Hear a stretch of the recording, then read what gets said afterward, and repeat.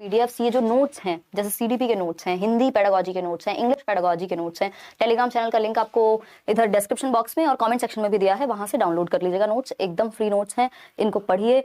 जो आपके ये चाइल्ड डेवलपमेंट वाले नोट्स हैं वो हैं कुछ 47 पेज के आसपास, हिंदी और इंग्लिश के 26 पेज 30 पेज ऐसे ऐसे नोट्स हैं, तो उनको आप पढ़िए। आज हम सबसे पहले नेशनल एजुकेशन पॉलिसी, क्योंकि ये नया डॉक्यूमेंट है तो इसको बार बार रिवाइज करना बहुत जरूरी है, और इसको पढ़ने से पहले एक बार ये ब्लूम चचा को देखना जरूरी है ना, बी फॉर ब्लूम। तो ब्लूम कह रहे हैं कि 3 चीजें इन्होंने महत्वपूर्ण बताई थी जो यहाँ पर भी महत्वपूर्ण ही रहेंगी। कोई बात नहीं, ज्वाइन कर लीजिए आराम से, तभी शुरू करेंगे। ठीक है जी, कोई बात नहीं, लिखने वाली एस्पिरेंट हो जाएगा आपका, घबराओ नहीं, आपने घबराना नहीं है। ठीक है, कोई दिक्कत परेशानी? बहुत बढ़िया, आपकी नई लर्नर हूँ, प्रियंका कह रही हैं। चलिए कहानी शुरू करें। अगर हम कहें तो ये ब्लूम टैक्सोनॉमी है, कैप से आपको याद रखना है, और नेशनल एजुकेशन पॉलिसी साफ साफ कह रही है कि जो आप 360 डिग्री असेसमेंट की बात कर रहे हो, 360 डिग्री होलिस्टिक यानी सर्वांगीण आकलन की बात कर रहे हो, उसमें जो आपका आकलन है, जो लर्निंग है, उसमें सीएपी कैप मॉडल फॉलो होना चाहिए। इसका क्या मतलब है? आप बच्चे के संज्ञान, हेड, जिसकी बात एस्ट्रोलॉजी और महात्मा गांधी भी कर रहे थे, यानी बच्चे के संज्ञान, उसकी थिंकिंग स्किल्स, जो भी उसकी ब्रेन पावर्स हैं, attention, memory, perception, decision making, thinking, reasoning, जितनी भी चीजें जो दिमाग से होती हैं, बच्चों को ऐसे पढ़ाई कि उसके दिमाग में भी चीजें सेट हों, दिमाग से भी चीजें वो यूज कर पाए, सोच पाए, समझ पाए। उसके हार्ट यानी emotions, affective domain, A for affective domain, cap लगाने वाली, C for cognitive, A for affective यानी उसके इमोशन से। ऐसे उदाहरण दीजिए जो उसके जीवन से जुड़े हुए हों, जो ऐसी एक्टिविटीज कराइए जो उसके दिल पे लगे बात, ठीक, मतलब इमोशनली आप उसको कनेक्ट कर पाए। फिर थर्ड चीज है साइकोमोटर, सीएपी कैप यानी गत्यात्मक, ऐसी एक्टिविटीज जिनमें वो फिजिकली इन्वॉल्व हो। तो इन तीनों ही एस्पेक्ट्स को शामिल करने की बात एनईपी, नेशनल एजुकेशन पॉलिसी 2020 करती है, ये बात हम ध्यान रखेंगे। तो गत्यात्मक पक्ष यानी फिजिकल स्किल्स, अफेक्टिव यानी एटीट्यूड या सेल्फ, कॉग्निटिव यानी मेंटल स्किल्स। अगर पूछा जाए बिहेवियर का डूइंग पक्ष किससे संबंधित है, तो आपको पता है साइकोमोटर, और अगर हम पूछें फीलिंग पक्ष किससे संबंधित है, आपको पता है अफेक्टिव, और कॉग्निटिव जो है वो आपका थिंकिंग पक्ष से जुड़ा हुआ है। तो इन तीनों से 3 इस तरह के क्वेश्चंस भी बनते हैं। बाकी हम इसके रिगार्ड में जो 6 लेवल्स हैं कॉग्निटिव एस्पेक्ट में, वो लास्ट क्लास में डिस्कस कर चुके हैं, लेकिन ये एनईपी में भी एक महत्वपूर्ण चीज बन जाता है, तो इसको डिस्कस करना जरूरी है। ठीक है, कोई दिक्कत परेशानी? माही कह रही है मार्च में बैच ली थी पेडागोजी स्पेशल में, डिस्काउंट मिलेगा? बिल्कुल मिलेगा। अगर आप करियर विल पे कोई भी बैच ले रहे हैं और आप करियर विल के पुराने स्टूडेंट रह चुके हैं तो आपको नए बैचेस में डिस्काउंट फॉर श्योर मिलेगा। इससे मुझे याद आया केवीएस का एक बैच आया हुआ है, और जिनको सिर्फ पेडागोजी पढ़नी है, पेडागोजी स्पेशल एक बैच आया हुआ है केवीएस के लिए, सिर्फ पेडागोजी का बैच है, बिल्कुल फ्लैट डिस्काउंट पे 800 है, और वो चलेगा 60 मार्क्स 40 मार्क्स जो भी केवीएस में पेडागोजी पूछी जा रही है वो सारी हम वहां करेंगे। और जो कंप्लीट बैच है जिसमें बाकी के 10 टीचर्स हैं वो ये आपके सामने हैं। तो एडमिशन अभी ओपन है, आप देख करके डेमो लेक्चर्स, और अभी डेमो लेक्चर्स आपको यहाँ यूट्यूब पे भी एक क्लास मिल जाएगी।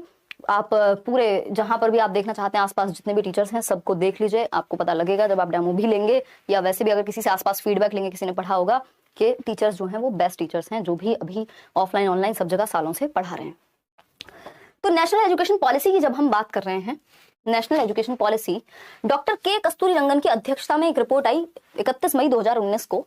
तो इसके जो चेयरपर्सन हैं वो कौन है? डॉक्टर के कस्तूरी रंगन। कमेटी ने इसको बनाया। एमएचआरडी का नाम बदल करके, जो ministry of human resource and development थी, मानव संसाधन विकास मंत्रालय जो था, उसको शिक्षा मंत्रालय रीनेम कर दिया गया, यानी एजुकेशन मिनिस्ट्री इसका नाम हो गया। ठीक, ये बेसिक बातें हैं। पहले शिक्षा मंत्रालय होता था, फिर एमएचआरडी किया था, फिर से एजुकेशन मिनिस्ट्री कर दिया है। इसमें एक नया फॉर्मेट जो है वो इंट्रोड्यूस हुआ, 5+3+3+4। पहले क्या होता था? 10+2+3 यानी 10वीं 10 साल, फिर 2 साल आपका 11वीं 12वीं सीनियर सेकेंडरी, और सेकेंडरी 10वीं था, और आपका ग्रेजुएशन जो है वो 3 साल। ये था पैटर्न। अभी क्या क्या है? 5+3+3+4 या 10+2 स्कूल एजुकेशन अगर थी तो अभी उसको 5+3+3+4, 534 एक ट्रिक है इसकी, जिससे आपको ये याद रहेगा। बस 534 में करना क्या है? 3 का स्क्वायर कर देना, यानी 3 जो है वो 2 बार है ना। पहले 5 साल शुरुआत के फाउंडेशनल पीरियड है आपका, बिल्कुल जहां पे बुनियाद बनाई जाएगी, फिर आपका 3 साल प्रेपरेटरी, फिर आपका मीडियम, और इसका कुछ तो इन्होंने नाम रखा हुआ है, और फिर उसके बाद आपका 3 साल आपके, और 4 है आपका सेकेंडरी। तो ये है कुछ 5+3+3+4 का मॉडल जो एनईपी ने इंट्रोड्यूस किया है। 534 से याद रखना है, स्क्वायर लगा देना, यानी 2 बार 3 है। यहाँ पे ये मिडल ही बोला है इसको, चलिए ठीक है। तो अगर हम बात करें तो ये है 5 साल की जो एजुकेशन है, 3 से 8 वर्ष तक। पहले क्या होता था? छठी बोल रही हूँ, 6 साल से 6 ईयर से फर्स्ट क्लास में बच्चा एडमिशन लेगा, और तब से हम काउंट करते थे। यहाँ पर क्या है, अभी ये कहा गया है कि जो प्री प्राइमरी वाले बच्चे हैं उनको 3 साल से ही, जो अर्ली चाइल्डहुड केयर एजुकेशन वाले बच्चे हैं उन्हीं को इंक्लूड कर लो सीधा। तो शुरुआत के 5 साल यानी 3 साल से 8 साल की उम्र जो है फाउंडेशनल पीरियड, मूलभूत चरण या बेसिक लिटरेसी सिखाई जाएगी, खेलने कूदने में रहेंगे बेसिकली। फिर 3 साल हैं आपके, 8 से 11 वर्ष का बच्चा प्रेपरेटरी स्टेज में है, बेसिक अब जाकर के वो न्यूमरेसी स्किल सीखेगा, वहां खेलेगा कूदेगा। और 3 साल उसके बाद 11 से 14 वर्ष मिडिल स्टेज हो गई आपकी। फिर आता है जिसमें आप बच्चा जो है वो 6, 7, 8 वगैरह करेगा। फिर 14 से 18 वर्ष सेकेंडरी स्टेज आ जाती है, और इसमें भी 6th ग्रेड से ही बच्चे को हम कोडिंग, वोकेशनल एजुकेशन, दुनिया भर की चीजें कराने की बात कर रहे हैं। तो ये यहाँ पे 4 चरण हैं। 5 साल जिसको फाउंडेशनल पीरियड कह रहे हैं कि बेसिक फाउंडेशनल स्किल्स आ जाए, उसमें बेसिक खेलना कूदना थोड़ा डेवलपमेंट उसका हो जाए।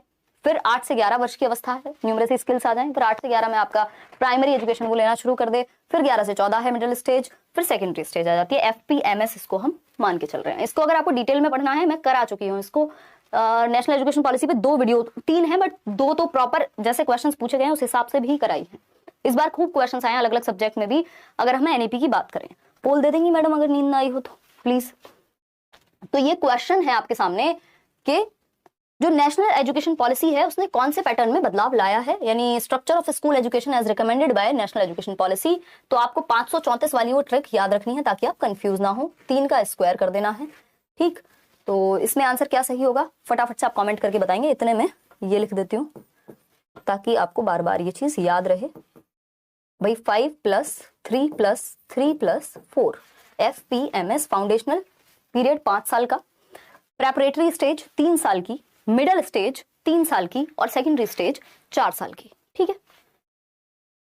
ये चारों के नाम FPMS के थ्रू ही याद रखने हैं। ए ऑप्शन एकदम सही है, आप लोग कह रहे हैं इसको अपनी मर्जी से 4 को 2 + 2, ये मैथ्स नहीं चल रहा कि हम अपनी मर्जी से लिख दें, है ना। 5 को 2 + 3 लिख दें, ऐसा नहीं चलेगा। 5 + 3 + 3 + 4 जब तक ये ऑप्शन में है तब तक कोई और ऑप्शन हमें चूज करने की आवश्यकता नहीं है। 96% लोग आंसर सही दे रहे हैं, मतलब इसमें भी लोग हैं जो गड़बड़ कर रहे हैं आंसर में, मतलब इसमें भी 4% लोग हैं जिनको सही उत्तर देने में समस्या हुई। तो A option is the right answer. आगे बढ़ेंगे और समझेंगे। अब आप सो सकती हैं फिर से, देखिएगा। तो ये पुराने जमाने की बात है। एक समय पे क्या होता था, एजुकेशन ऐसे वर्क करती थी, 10 साल + 2 साल यानी 6 साल की उम्र में पहली क्लास में बच्चा जाता था। मतलब अभी भी यही है बट अब चेंजेस आ जाएंगे नेशनल एजुकेशन पॉलिसी की वजह से। 10 साल की उम्र में, मतलब 10 साल की एजुकेशन है, 6 साल की उम्र में बच्चा कक्षा 1 में जाएगा, और अगर हम बात कर रहे हैं 16 साल तक 10वीं उसकी हो जाएगी। फिर उसके बाद 2 साल थे, 2 साल कौन से हैं ये, 11वीं और 12वीं के, 16 से 18 वर्ष। इसको परिवर्तन, जो न्यू एकेडमिक स्ट्रक्चर है उसमें परिवर्तन आ जाएगा। 10 + 2 से काम अभी नहीं चलेगा। ये था 10 + 2 एग्जिस्टिंग स्कीम जो हमारी चल रही है अभी तक।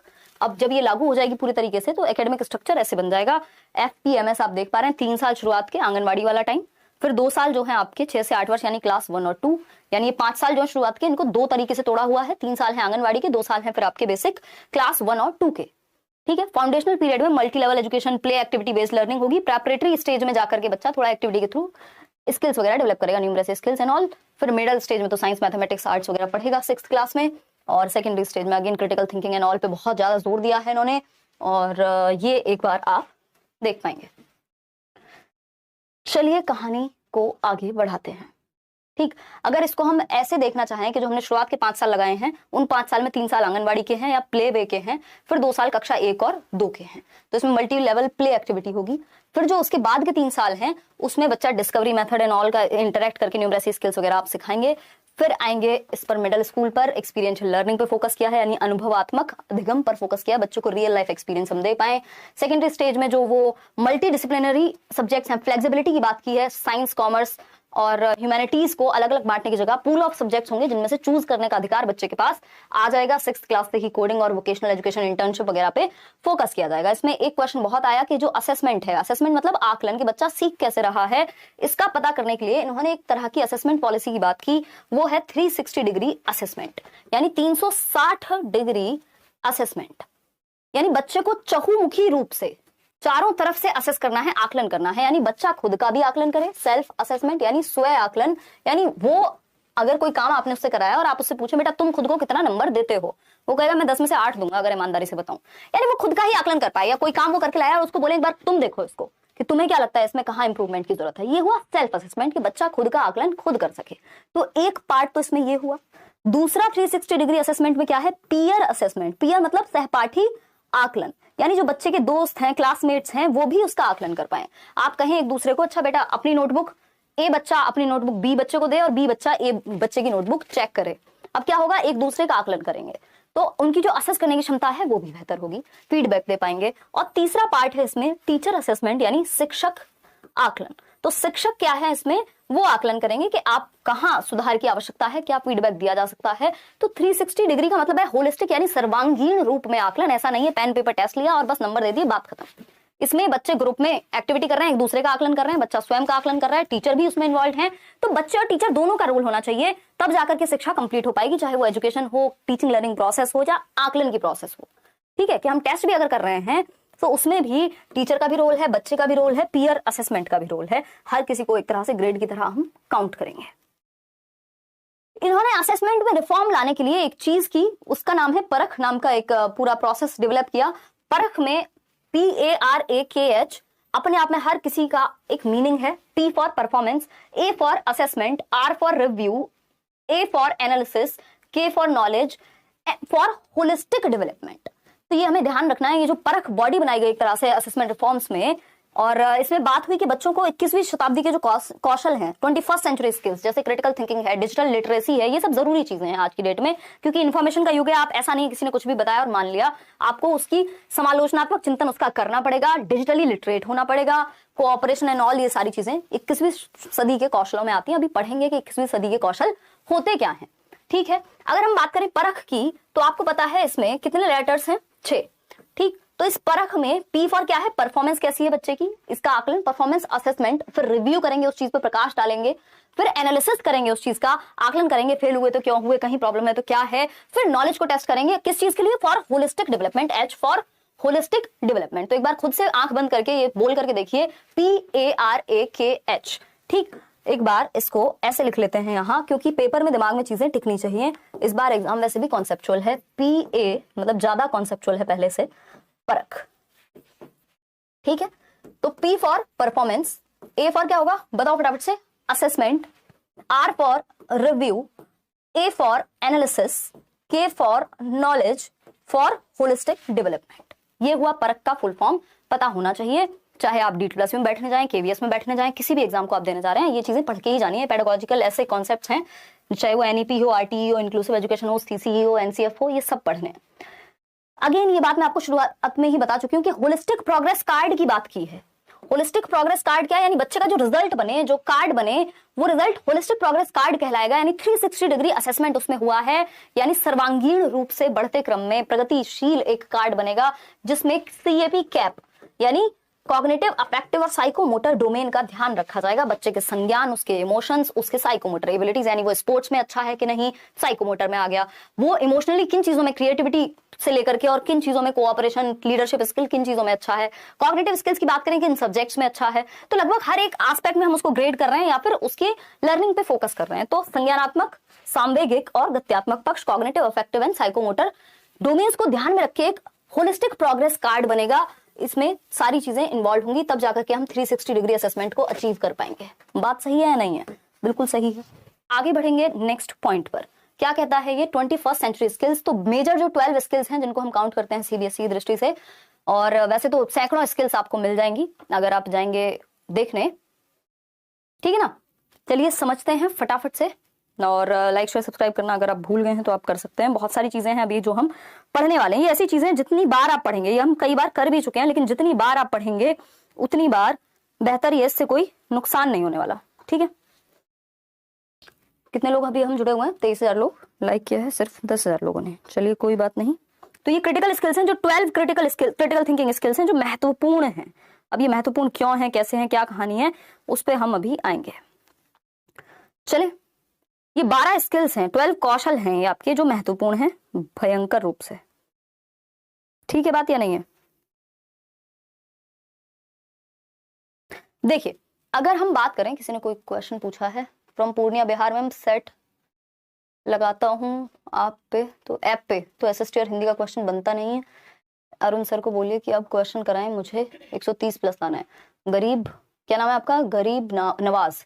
तो नवाज, इसमें बिल्कुल आप साथ साथ प्रैक्टिस भी करते रहिए, बोल देंगे कोई बात नहीं। देखिएगा 21st century skills, previous year को ध्यान में रख के एनालाइज करते रहना है। इस बार क्वेश्चंस थोड़े से हटके थे हिंदी में, और एसएसटी का तो आपको ज्यादा बेहतर पता होगा। तो 21वीं सदी के जो कौशल हैं, जिनमें से हम 12 कौशल को सबसे ज्यादा महत्वपूर्ण मान रहे हैं, तो इसमें क्रिटिकल थिंकिंग, समालोचनात्मक चिंतन, हम एक बात के लगभग हर पहलू को जांच पाए, बस मान ना ले। किसी ने कहा 2000 के नोट में चिप है, हमने मान ली। कोई और अफवाह उड़ी फलानी वैकेंसी तब आ रही है, हमने मान लिया। अब वो आई 2 साल बाद, लेकिन हम तो मान के बैठे हुए हैं, उस हिसाब से हमने डिसीजन ले लिए। अगर कोई वेबसाइट है लेट्स लर्न के नाम से कोर्स बेच रही है, जाके खरीद लिया आंख बंद करके, ये भी नहीं देखा कि वेरीफाइड है नहीं है। जो चैनल है इतने सारे, अगर कोई इन्फॉर्मेशन टेढ़ी मेढ़ी दे रहा है तो वो ऑथेंटिक चीज है कि नहीं है। मतलब क्रिटिकल थिंकिंग का प्रयोग हम नहीं कर पाते, लेकिन बच्चों में हमें ये चीज डेवलप करनी है कि हम लगभग हर पक्ष में, ऑल एस्पेक्ट्स में चीजों को देख पाएं, फैक्ट और ओपिनियन के बीच अंतर को जान पाएं। ये है क्रिटिकल थिंकिंग। यानी आप जितनी भी आपकी कॉग्निटिव स्किल्स हैं उनका प्रयोग करके हर एक पक्ष में चीजों को समझ पाएं, रिफ्लेक्ट कर पाएं, कंट्रोल कर पाएं, मैनेज कर पाएं, अवेयर हो, डेटा हो आपके पास, उसके आधार पर फैक्ट्स को आप जान पाएं और एनालाइज कर पाएं। कोलैबोरेशन यानी सहयोग के माध्यम से सीख पाएं, एक दूसरे के साथ बच्चे ग्रुप लर्निंग करें, क्योंकि बच्चे जब ग्रुप में होते हैं तो बेहतर सीखते हैं, सहयोग करके बेहतर सीखते हैं। टीम स्किल्स जो है डेवलप होती है उनकी, लीडरशिप स्किल्स उनकी डेवलप होती हैं, स्पोर्ट्समैनशिप या स्पोर्ट्स पर्सन की जो एबिलिटी है वो उनके अंदर डेवलप होती है, टॉलरेंस आती है जब ग्रुप में काम करते हैं, एक दूसरे को हेल्प कर पाएंगे। इंफॉर्मेशन लिटरेसी यानी आज की डेट में जो बेसिक जितनी भी टेक्नोलॉजिकल एडवांसमेंट है उसका प्रयोग करके हम लिटरेट हो पाए इंफॉर्मेशन के संबंध में। टेक्नोलॉजिकल लिटरेसी, भाई इतनी बेसिक टेक्नोलॉजी हमें यूज करनी आनी चाहिए। डिजिटल लिटरेसी भी इसको आप दूसरे शब्दों में कह सकते हो कि बेसिक कंप्यूटर चलाना है, कुछ और ऐसे काम है टेक्नोलॉजी का प्रयोग करके वो सब कर पाए। इनिशिएटिव लेना, हर किसी के बस का नहीं होता इनिशिएट करना, चीजों को कुछ नया शुरुआत करना। अगर आप एरिक एरिक्सन की थियरी में देखेंगे तो इनिशिएटिव वर्सेस गिल्ट की एक स्टेज आती है, तो बच्चा इनिशिएट करे इस चीज के लिए हम उसको बढ़ावा दें, गिल्ट ना है उसमें। सोशल स्किल्स बच्चे की डेवलप हो कि कैसे ग्रुप में काम करना है, कैसे समाज के प्रति आगे बढ़ाना है। लर्निंग एक सोशल क्या है, प्रोसेस है, कैसे सब साथ में मिलकर के आएंगे, कोऑपरेट करेंगे, जो भी प्रॉब्लम्स हैं उन प्रॉब्लम्स को सॉल्व करेंगे, डिसीजन लेंगे। क्रिएटिविटी, रचनात्मकता को बढ़ावा देना है, कुछ नया करने पे बल हो, कुछ नया सोचने पे हम जोर दे पाए। ठीक है, कोई दिक्कत परेशानी नहीं है इस बात को समझने में। कम्युनिकेट करना अपने आप में, कम्युनिकेशन क्या है, एक स्किल है, और आज के दौर में अपनी बात को ढंग से कह पाना अपने आप में बहुत बड़ी स्किल है। तो कम्युनिकेशन भी एक ऐसी स्किल है जो जरूरी है ना। संप्रेषण का कौशल, तनिष्क कह रहे हैं मैम संडे को सीट मिल जाएगी ना, मैं बिहार से दिल्ली आ गया हूं, बट आपका एक ऑफलाइन क्लास देखा था, बहुत ज्यादा ही स्टूडेंट्स थे। तनिष्क मेरे ख्याल में मिल जानी चाहिए, क्योंकि हमने बहुत कम टाइम पहले ही बताया, कल या परसों ही आपको इन्फॉर्म किया इस चीज के बारे में।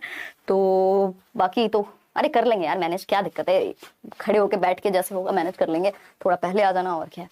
देखिएगा अगर हम बात करें, बहुत बढ़िया, मिलेंगे परसों। फिर आता है मीडिया लिटरेसी, यानी मीडिया के भी इतने सारे साधन है आज की डेट में, उनके बारे में आप लिटरेट हो। लीडरशिप स्किल्स आपके अंदर डेवलप हो, एक दिशा दे पाए आप औरों को भी, खुद को भी। प्रोडक्टिविटी, कैसे आप समय को सही तरीके से यूज कर पाए, चीजें जो करना चाहते हैं वो कर पाए, डांस भी कर लो तुम बैठे बैठे। फ्लेक्सिबिलिटी, यानी हम रिजिड ना हो, हमारे अंदर चेंज होने की क्षमता हो, जब समय बदलता है तो हम भी बदल पाए। तो ये चेंज वाली जो एबिलिटी है, यही फ्लेक्सिबिलिटी है यहाँ। तो ये 12 स्किल्स हैं जिनको हम critical thinking, 21st century skills कह रहे हैं, कि 21वीं शताब्दी के कौशल हैं जो जरूरी है कि हम स्कूल्स में बच्चों को अलग अलग एक्टिविटी के माध्यम से सिखाएं, चाहे उनको हम ट्रिप पे ले जाके सिखा रहे हैं, कुछ चीजें एक्टिविटीज अलग अलग करवा रहे हैं तब सिखा रहे हैं, एंड ऑल। ठीक, reduction in curriculum content to enhance essential learning and critical thinking, यानी कि हम क्या कर रहे हैं, जो करिकुलम है उसको थोड़ा सा घटा दें, ऐसा ना हो बच्चे से भारी बस्ता हो। एक रिपोर्ट आई थी 1992-93 में, लर्निंग विदाउट बर्डन की, यानी बोझ ना बन जाए अधिगम बच्चे पे। तो इसेंशियल लर्निंग और क्रिटिकल थिंकिंग पे फोकस करके करिकुलम का लोड बहुत ज्यादा नहीं बढ़ाना, उसको कम करना है, रिडक्शन करना है उसमें पाठ्यचर्या में। और करिकुलम क्या है, करिकुलम में सब कुछ आता है स्कूल में, जो पैर रखने से लेकर के, कदम रखने से लेकर बाहर निकलने तक करिकुलम सब कुछ है। पाठ्यचर्या करिकुलम का एक हिस्सा होता है, सिलेबस, पाठ्यक्रम। चलिए थोड़ा सा फास्ट करते हैं। जेंडर इंक्लूजन फंड हो, कि भाई हम जेंडर पैरिटी की बात कर रहे हैं, तो अगर हम स्पेशली फीमेल्स को भी इंक्लूड कर रहे हैं तो उसके लिए कुछ एक्स्ट्रा हम एफर्ट्स डाल पाए। ठीक, केजीबीवी जो आपकी कस्तूरबा गांधी बाल विद्यालय है, उनको ग्रेड 12 तक हम इन्वॉल्व कर पाए। Reduction in the curriculum to core concepts, ये ध्यान रखनी है ये लाइन, कि जो करिकुलम में रिडक्शन है, कमी है पाठ्यचर्या में, वो कोर कॉन्सेप्ट्स, यानी जो कोर कॉन्सेप्ट्स हैं उनको हम सिखा पाए, बाकी हम रिड्यूस कर दें करिकुलम को। बहुत ज्यादा बड़ा नहीं होना चाहिए, लेंथी नहीं होना चाहिए करिकुलम, यानी पाठ्यचर्या आपकी। करिकुलम और पेडागोजी जो है स्कूल्स में, वो लर्निंग कैसी होनी चाहिए, होलिस्टिक होनी चाहिए। ये वर्ड्स पे ध्यान दीजिएगा, सर्वांगीण, यानी लगभग हर एक पक्ष को इंक्लूड करे। इंटीग्रेटेड हो, एक सब्जेक्ट दूसरे सब्जेक्ट से जुड़ा हुआ हो। एंजॉयबल हो, यानी बच्चे आनंद ले पाए। और एंगेजिंग, यानी वो बच्चे क्या है, एक्सप्लोर कर रहे हो, इन्वॉल्व हो, उनका मन लगा रहे लर्निंग में। बात तो ठीक है। रिकॉग्नाइज कर पाए, आइडेंटिफाई कर पाए, फोस्टर कर पाए हम हर एक बच्चे की यूनिक कैपेबिलिटी को। हर एक बच्चा क्या है, विशिष्ट है, अपने आप में कुछ यूनिक रखता है तनिष्क, तो हम उस चीज का ध्यान रख पाए। Respect for diversity and respect for the local context, यानी जिस संदर्भ से, जिस लोकल कॉन्टेक्स्ट से बच्चा आ रहा है, जिस परिवेश से बच्चा आ रहा है, उसका भी हम ध्यान रख पाए, उसके सांस्कृतिक पक्ष का भी हम ध्यान रख पाए, सामाजिक और सांस्कृतिक पक्ष का। और डाइवर्सिटी यानी सारे बच्चे एक जैसे नहीं होंगे क्लास में, अलग अलग तरह के बच्चे होंगे, इन चीजों को हम समझ पाए। इक्विटी एंड इंक्लूजन, अभी हम इंक्लूसिव एजुकेशन पढ़ेंगे, 5 नंबर का टॉपिक है। तो इंक्लूजन का यानी समावेशन का हम ध्यान रखें, हर तरह के बच्चे को, चाहे वो गिफ्टेड है, नॉर्मल है, एवरेज है, या मंद बुद्धि है, या कोई टैलेंटेड बच्चा है, क्रिएटिव है, ब्लाइंड बच्चा है, कोई और समस्या है, हर तरह के बच्चे को हम क्लास में बिठा करके सिखा पाए, इक्विटी यानी समता का प्रयोग कर पाए, उसकी नीड के अकॉर्डिंग एजुकेशनल एक्टिविटीज को डिजाइन कर पाए। अब आती है जेंडर आइडेंटिटीज को हम ध्यान में रखें, सोशियो कल्चरल आइडेंटिटीज को हम ध्यान में रखें, किसी को नीचा और ऊंचा ना दिखाएं, ज्योग्राफिकल आइडेंटिटीज, कौन किस ज्योग्राफी से आ रहा है, तो हर एक बच्चे को इंक्लूड करना है, उसके जो भी क्षमताएं वो लेकर के आए परिवेश से अपने। डिसेबिलिटीज को हम इंक्लूड कर पाए, सोशियो इकोनॉमिक कंडीशंस का ध्यान रख पाए बच्चों की, socially and economically disadvantage groups बनाए जाएं जो स्पेशली काम करें उन लोगों के लिए जो सोशली और इकोनॉमिकली डिसएडवांटेज हैं, यानी वंचित हैं सामाजिक और आर्थिक रूप से। इसको नोट कर लीजिएगा, SCDGs, ये सब मैंने नोट्स में आपको दिया है, अगर नोट नहीं भी कर रहे हैं तो ध्यान जरूर रखेंगे इस चीज का। अगर लैंग्वेज के विषय में हम बात कर रहे हैं तो NEP आपको कह रही है कि 3 लैंग्वेज फॉर्मूला को फ्लेक्सिबली यूज करना है। 3 लैंग्वेज फॉर्मूला क्या था कि 3 भाषाएं प्राथमिक स्तर पर पढ़ाई जाएं, जिसमें से पहली भाषा मातृभाषा होनी चाहिए, दूसरी भाषा, अगर मातृभाषा हिंदी नहीं है तो दूसरी भाषा हिंदी होगी, तीसरी भाषा कोई भी मॉडर्न इंडियन लैंग्वेज है, इंग्लिश हो जाएगी। तो ये एक बेसिक बात हुई। नो लैंग्वेजेस बीइंग इम्पोज्ड, इस बात का ध्यान रखिएगा, बहुत क्वेश्चन पूछे गए हैं। किसी भी भाषा को आप थोप नहीं सकते बच्चे पे, अप्लाई नहीं कर सकते, इम्पोज नहीं कर सकते, उसको अपनी मदर टंग यानी मातृभाषा का प्रयोग करने की स्वतंत्रता होनी चाहिए, अपनी चॉइस से वो लैंग्वेज पढ़ पाए। मदर टंग और रीजनल लैंग्वेज टिल ग्रेड 5, कक्षा 5 तक जो क्षेत्रीय और मातृ भाषा है उसकी, जो घर में यूज करता है, होम लैंग्वेज है, नेटिव लैंग्वेज है, उसका आप प्रयोग उसको करने देंगे। बच्चे की मातृभाषा को डिस्करेज यानी हतोत्साहित नहीं करना होता। फिर आती है Sanskrit as an option at all levels, यानी बेसिकली जो आपकी इंडियन क्लासिकल लैंग्वेजेस हैं उनको एक ऑप्शनल की तरह रखने देना है स्कूल्स में। संस्कृत क्या है, एक ऑप्शनल की तरह होनी चाहिए बच्चे के पास, वो जिस लेवल पे पढ़ना चाहे, एक ऑप्शनल सब्जेक्ट के रूप में, एडिशनल सब्जेक्ट के रूप में। जितनी भी सांस्कृतिक भाषाएं क्लासिकल लैंग्वेजेस हैं उनको आप एक ऑप्शनल या एडिशनल सब्जेक्ट के रूप में रख पाएंगे। तो 3 लैंग्वेज फॉर्मूला को यूज करना है। मल्टीलिंगुअल कंट्री है तो फ्लेक्सिबिलिटी होनी चाहिए कि बहुभाषिता का प्रयोग कर पाए, यानी जो NCF कहता था उसी बात को बढ़ावा दिया है कि मल्टीपल भाषाएं देश भर में चलती हैं। हम कहते हैं कि कोस कोस पे पानी बदले 3 कोस पे वाणी। तो जो भाषाओं का जो चेंज है या बहुत ज्यादा डाइवर्सिटी है, विभिन्नता है लैंग्वेज को लेकर के इंडिया में, उसको हम ध्यान रख पाए और एक क्लास में मल्टीपल लैंग्वेज बोलने वाले पढ़ने वाले बच्चे हों। ISL को बढ़ावा देना यानी इंडियन साइन लैंग्वेज को हमें प्रमोट करना है, ये एक बेसिक सी बात है। तो